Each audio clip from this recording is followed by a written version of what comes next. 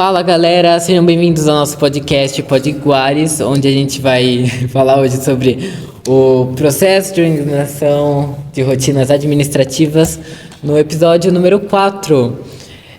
Tô aqui com os apresentadores. Oi, eu sou o Ruivo, Oliver, e eu tô também aqui com a Rebeca. E eu sou o Ryan. Bom, aqui também estão nossas convidadas, palmas para elas, gente. Então vamos lá, se apresentem aí, digam seus nomes. Maísa Rodrigues, Mirella, Mariana, Mário Sol. Vamos então introduzir o assunto do episódio de hoje. com eu, Ruivo. Vamos começar então. Ô Marisol, vocês podem me explicar mais ou menos o que é a matéria de planejamento e organização de rotinas administrativas? Assim, a matéria de BORA, né, que é a abreviação, é uma das bases da administração. Tipo, ela mostra os pilares administrativos mais complexos de organização do planejamento da empresa. Qual é a importância e as dificuldades para o curso de administração? A importância, ela está no conhecimento, no ambiente do trabalho administrativo da empresa. Quando as empresas utilizam várias coisas de planejamento difíceis de executar, até porque é difícil pra gente, né, a matéria de BORA. Mas, então, você estava explicando bastante sobre a importância, né, da organização de rotinas na administração de empresas, mas quando que começou tudo isso? Era desde a época lá dos homens das cavernas lá, sabe? Mutantes. Os caras que desenhavam na pedra. Os caras que na desenhavam na pedra, entendeu? E eles sempre buscaram compreender os outros. Então, eu vou citar um exemplo assim. Vamos supor, você tem uma pedra e eu tenho uma pedra branca. Aí eles trocaram. Através da tecnologia, foi modificando, que ir executar, tipo assim, uma forma de trabalho, né, para você conseguir fazer empresa. Por exemplo, também a gente cita que tem o trabalho que é home office também, que pode ser online usando a tecnologia de hoje em dia. Vai começar com nossos temas principais do que era tratado nas matérias de BORA, no caso. E Maísa, qual foi o maior marco histórico que impactou a indústria e a sociedade?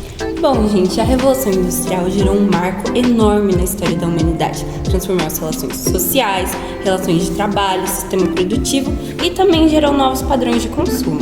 O que foi a Revolução Industrial e quais são as suas fases?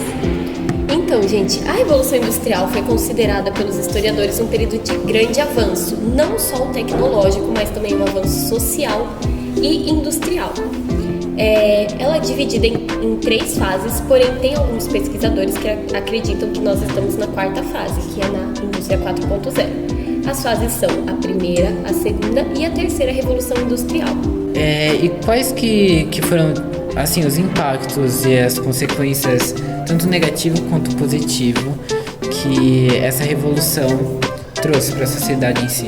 Então, quando fala de Revolução Industrial, a gente normalmente só pensa nos pontos positivos, né? A criação a urbanização, o comércio, porém, teve muitos pontos negativos. Por exemplo, no meio ambiente, teve alto consumo de combustíveis fósseis, estragando a camada de ozônio, acelerando o efeito estufa. E na economia, teve muitas coisas boas, mas também a produção e o consumo mudou muito.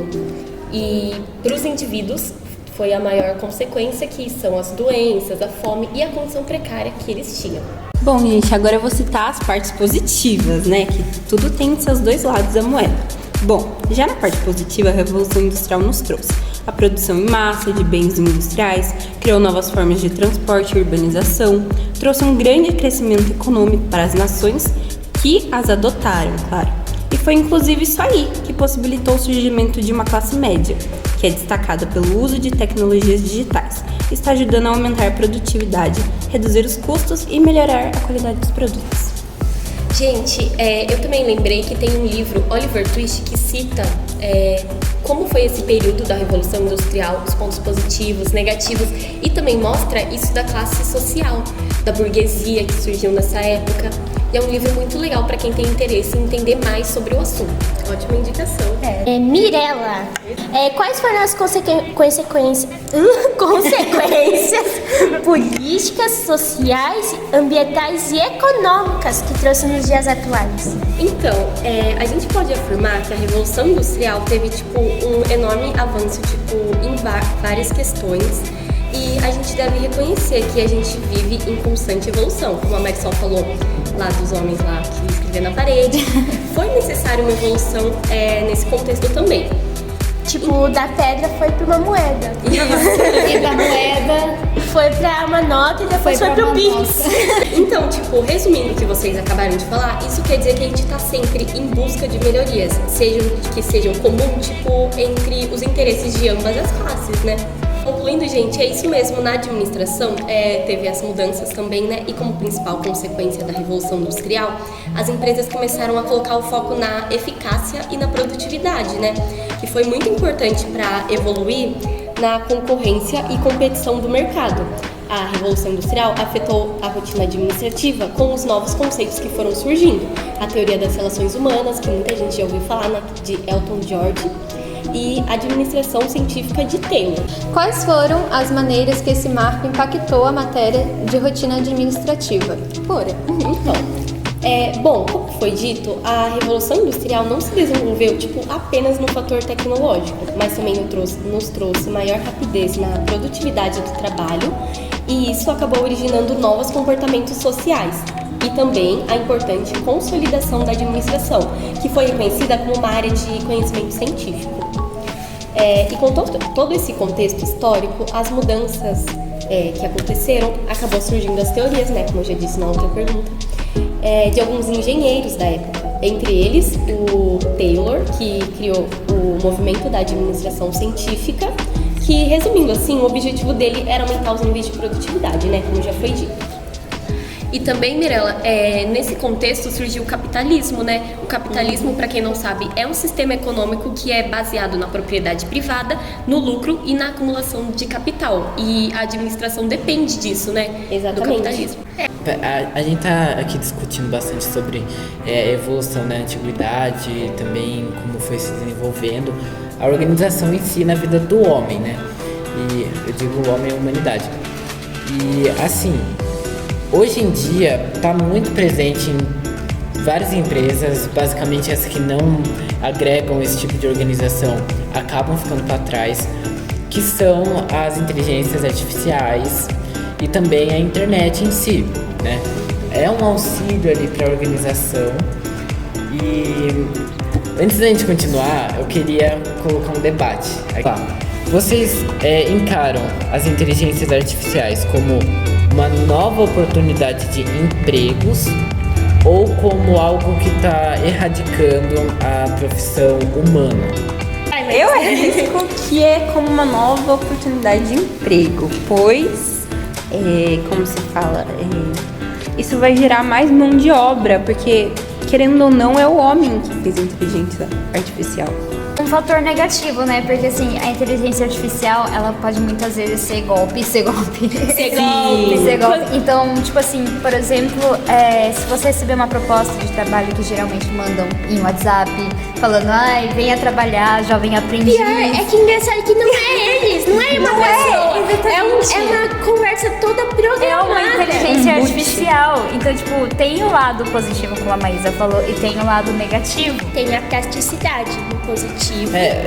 Foi engraçado até vocês citarem essa questão aí do chat, porque o chat é automático, né? Porque assim, tem muita empresa, tem muitas empresas mesmo. A maioria as atuais, sim, né? que colocam a inteligência artificial no processo de organização, tanto de captação de cliente e tudo, só que eles pesam a mão.